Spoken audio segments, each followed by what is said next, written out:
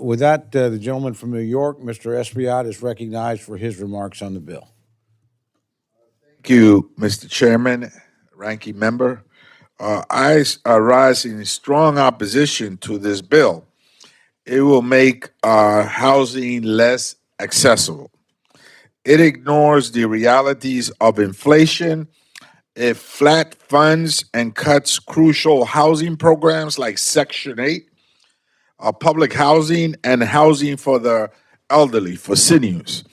As a member of one of the districts with the largest number of public housing units in the country, these cuts will greatly impact the majority of my district. The New York City Housing Authority, which has a backlog of $80 billion for repair, for capital repairs, relies on federal funding to ensure that they are able to offer clean and safe units for families. This will eliminate any repairs, let's say for elevators.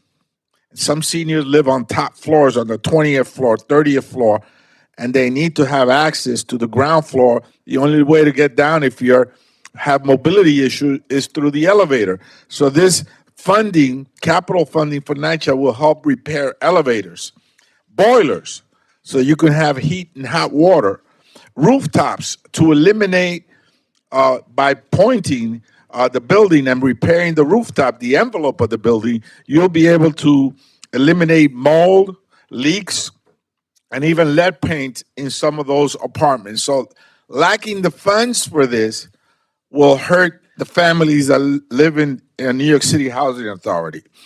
The more than 70,000 voucher holders in my district will be at risk of losing their housing because this bill does not fund Section 8 in a way that keeps up with inflation and the rising cost of housing. So in addition to the capital repairs that are critical to the quality of life of these families, particularly seniors, you now have cuts to Section 8 and families that are the neediest. Now, we spoke to the Secretary of HUD, and he agreed and he admitted that we are facing an unprecedented homelessness crisis, and that in fact we also have an affordable housing emergency. And he agreed that the rent is too damn high. And yet, what the White House is proposing is to cut HUD by over 50%. And here we go again, applying additional cuts that will further hurt a working family. This bill comes at a time when homelessness is at an all-time high. In New York City, 1 out of 8 kids, 146,000 kids in the New York City public school system are homeless.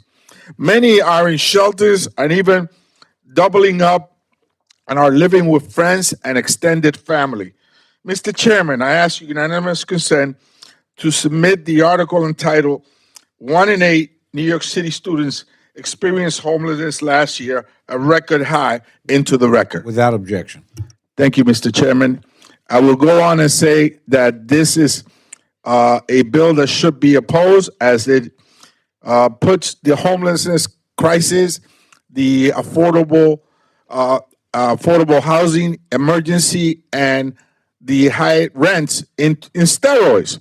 Instead of funding ways to address this issue, this bill will eliminate funding for the Interagency Commission on Homelessness and underfund the McKinney-Vento program. This bill is not serious, as it's not a serious attempt at addressing America's housing crisis.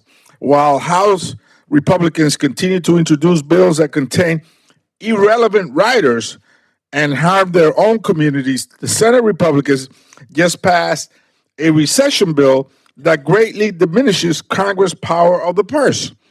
They have proved that time and time again that they are unserious about this process, and I urge my colleagues to vote against this horrible bill. And I yield back. Representative Adriano Espaillat, Democrat, New York, spoke in strong opposition to the FY26 THUD Bill, highlighting its detrimental impact on housing accessibility. He pointed out that the bill fails to address the realities of inflation and cuts crucial housing programs, including Section 8, public housing, and housing for seniors. Representing one of the districts with the largest number of public housing units, Espaillat emphasized that these cuts would significantly harm his community. The New York City Housing Authority, NYCHA, which faces an $80 billion backlog for capital repairs, relies heavily on federal funding to maintain clean and safe living conditions. Without this funding, essential repairs like elevators, boilers, and rooftop maintenance would be halted. For seniors who live on high floors, the lack of elevator repairs would prevent them from accessing the ground floor, impacting their mobility and quality of life. Furthermore, the bill's cuts to Section 8 funding would put more than 70,000 voucher holders in Espaillat's district at risk of losing their housing. The funding does not keep pace with inflation and the rising cost of housing, threatening the most vulnerable families. Espaillat also noted the ongoing homelessness crisis, pointing out that in New York City, 1 out of every 8 students, about 146,000 children, are homeless, many living in shelters or doubling up with family and friends. He referenced an article, 1 in 8 New York City students experienced homelessness last year, a record high, to emphasize the urgent need for comprehensive solutions. The congressman condemned the bill for failing to adequately address the housing crisis, the affordable housing emergency, and the rising rent costs. Instead of providing solutions, he argued, the bill eliminates funding for programs like the Interagency Commission on Homelessness and underfunds the McKinney-Vento program. He criticized Republicans in both the House and Senate for passing bills that harm their communities and diminish Congress's power to address these critical issues. Espaillat urged his colleagues to vote against the bill, describing it as an unserious approach to solving America's housing crisis.